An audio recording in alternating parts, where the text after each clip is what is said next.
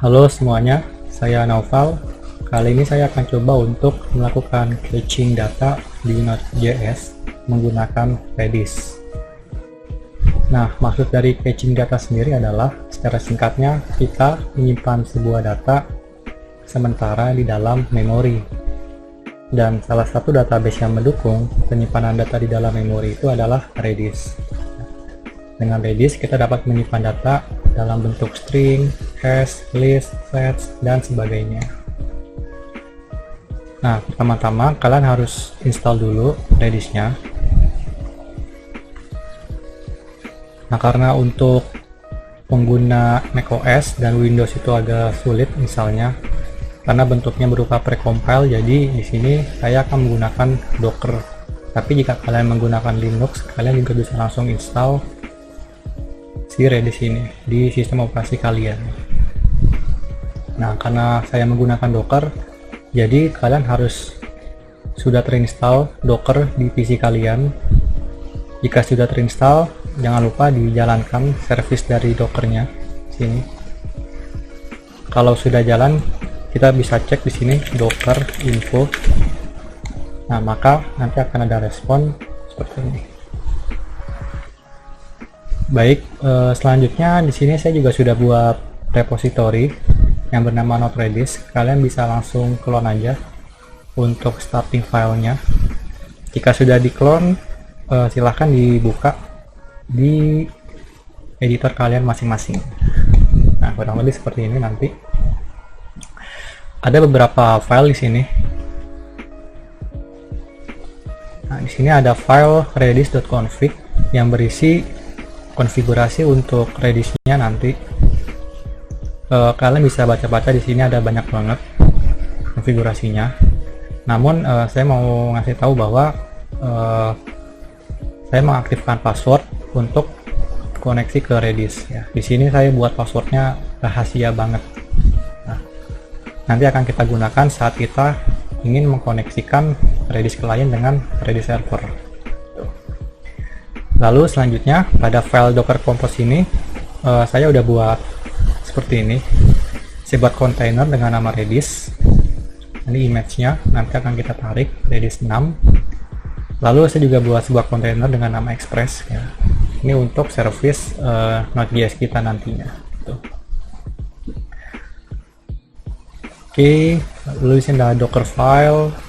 Jika sudah terbuka di editor kalian, jangan lupa kalian bisa jalankan npm install untuk menginstal semua dependencies-nya.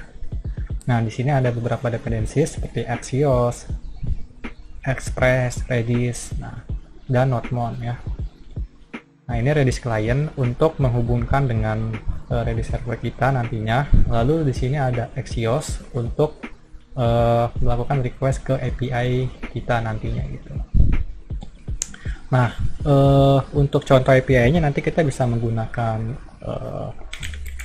API dari sini mungkin.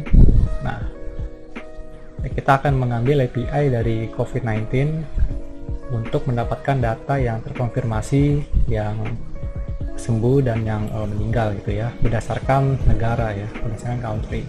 Baik, jika sudah semua persiapannya, maka langsung saja kita akan coba jalankan perintah docker compose up. Nah, docker compose up ini untuk membuat sebuah kontainer dan menjalankan kontainer yang baru saja kita buat. Nah, kita lihat di sini sudah berhasil kita jalankan kontainernya. Kita akan coba akses ke localhost dengan port 3001. Localhost 3001. Nah, sudah ada respon hello world seperti ini.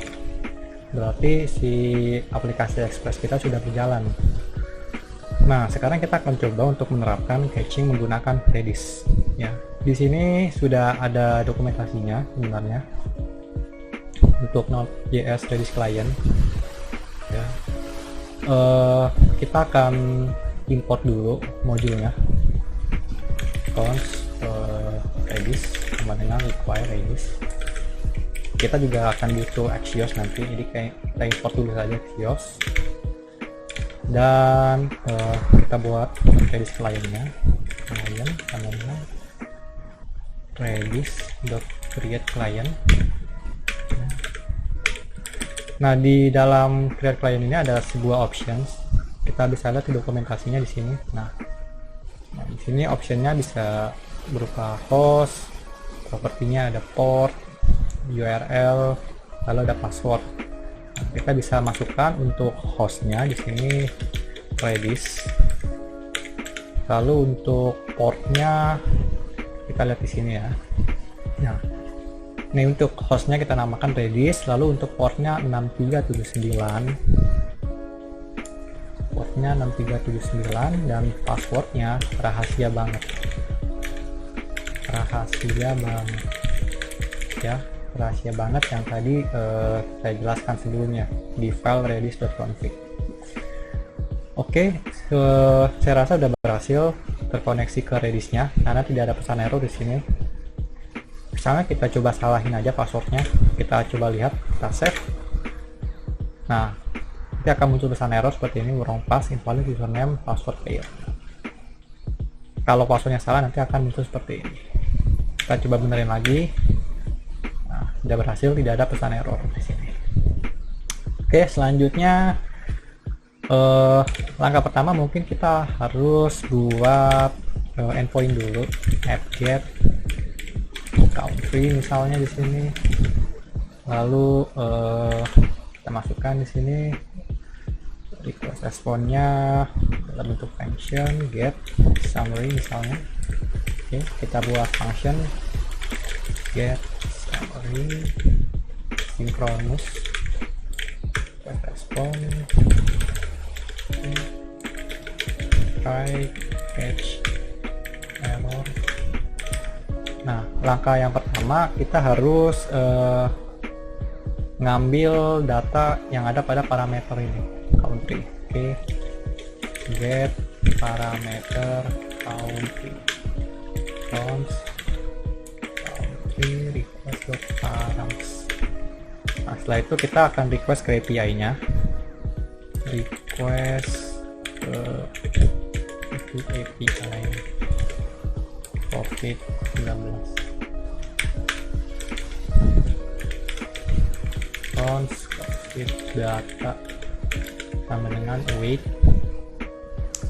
actions.get.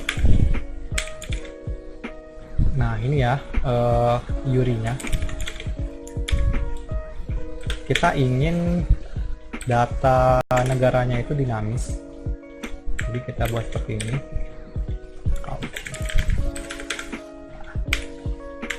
Baik, setelah mendapatkan datanya dari API, selanjutnya kita akan memasukkan datanya tersebut ke dalam Redis. Oke, kita coba balik lagi untuk melihat dokumentasinya.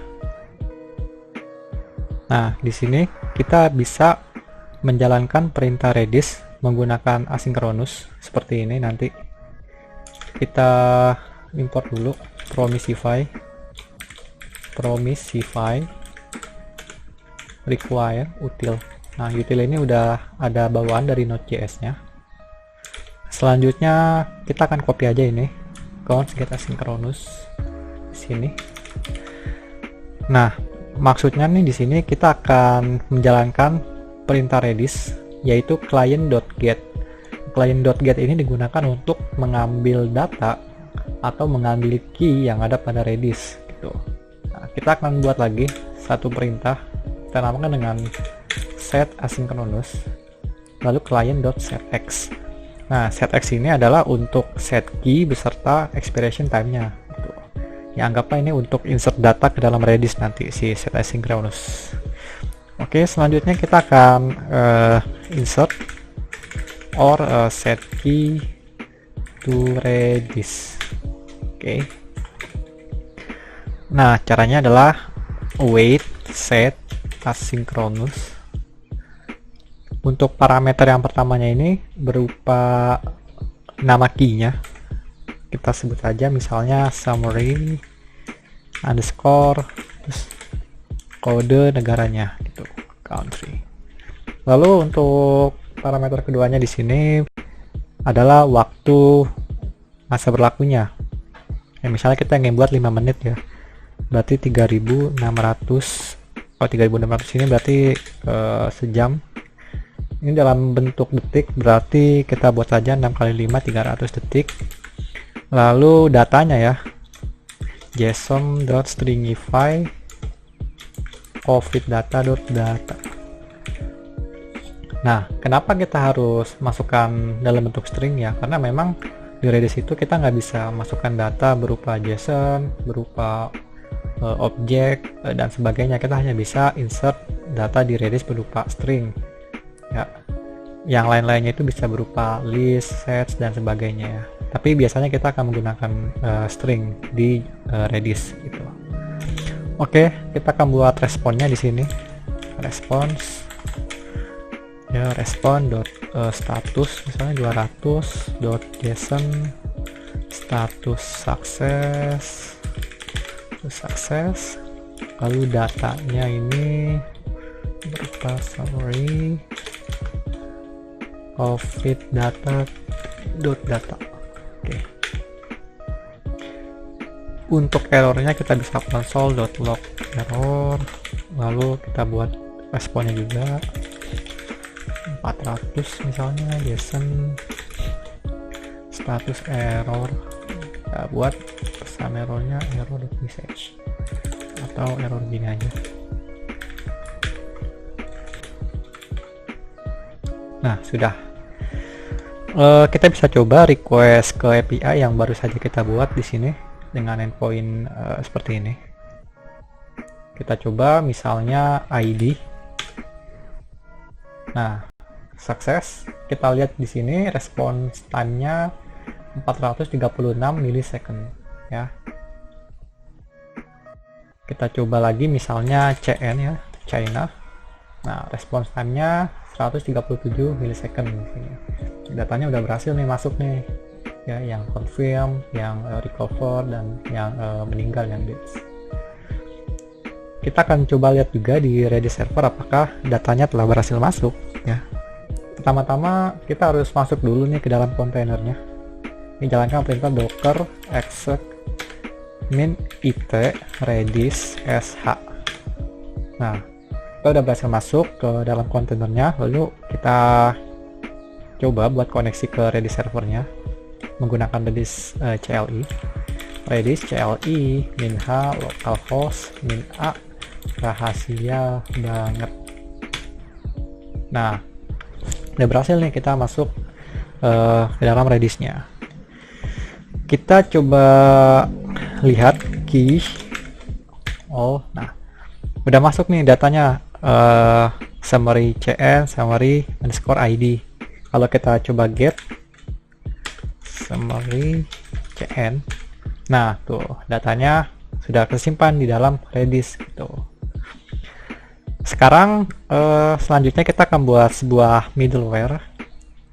Kita akan mulai menggunakan caching di dalam Node.js atau di Express.js. Oke, kita buat sebuah function di sini, misalnya cache sama dengan request respond next. Jangan lupa kita akan menggunakan asynchronous. Kita buat try catch block seperti ini. Kita akan yang pertama get data from Redis. Oke, cons Redis data sama dengan await get asynchronous. Lalu kita masukkan key-nya. Key-nya di sini summary core request.params.country. Oh, kita bisa destructuring get params di sini cons country. Nah, seperti ini. Country. Dah. Selanjutnya kita akan buat cek if data exists, if Redis data ya, tidak null. Kalau datanya nggak null, kalau datanya ada, kita bisa langsung send datanya. Kita copy aja dari sini. Response, kita buat return summary, kita ganti pakai Redis data di sini. Nah, kalau tidak, kita bisa next, maka akan menjalankan perintah berikutnya, yaitu get summary. Kalau catch error kita samain aja, kita kopas di sini, yang return next.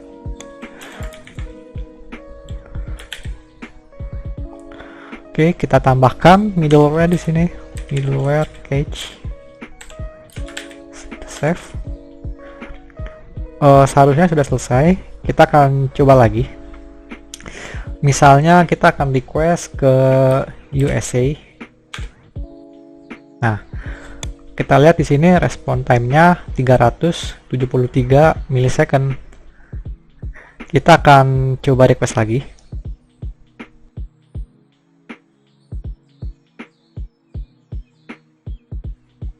Oh, 11 milisecond, 12 milisecond. Kita lihat perubahannya cukup jauh. Yang tadinya dari 370-an milisecond jadi sekitar segini ya, sekitar 10 sampai belasan milisecond ya. Nah, di sini ada kesalahan. Data yang direspon ini masih berupa string. Kita bisa parse menjadi JSON di sini ya. JSON.parse Redis data. Kita save. Nah, kita coba lagi. Nah, ya. Telah berhasil ya. Jadi 5 milisecond, 25 jadi 5 sampai 20-an milisecond ya. Perbedaannya lumayan ya. Yang tadinya 370-an milisecond ya, jadi sekitar segini lah ya. Dari 1 sampai 20 milisecond. Nah, kalau kita coba lihat di sini keys all, nah, summary USA. Nah, kenapa data si summary CN dan summary ID hilang? Ya karena sudah expired ya, sudah lewat dari 5 menit ya. Kita kan ngeset expiration time-nya kan 300 second atau 5 menit gitu. Jadi datanya telah terhapus yang sebelumnya ini, summary CN dan summary ID gitu. Saya rasa sudah selesai. Kita melakukan caching data di Node.js sudah berhasil, tetapi kita nggak boleh menyimpan semua datanya di dalam Redis. Kenapa? Karena nanti memori kita bakalan penuh. Nah, kalau memori kita penuh, nanti aplikasi kita itu bisa crash dan sebagainya lah. Justru malah merusak gitu kalau memori kita penuh. Dan memang penggunaan Redis ini membutuhkan biaya yang cukup mahal ya, karena kita butuh memori yang besar juga gitu. Jadi dari segi infrastrukturnya memang lumayan mahal gitu untuk penggunaan Redisnya sendiri.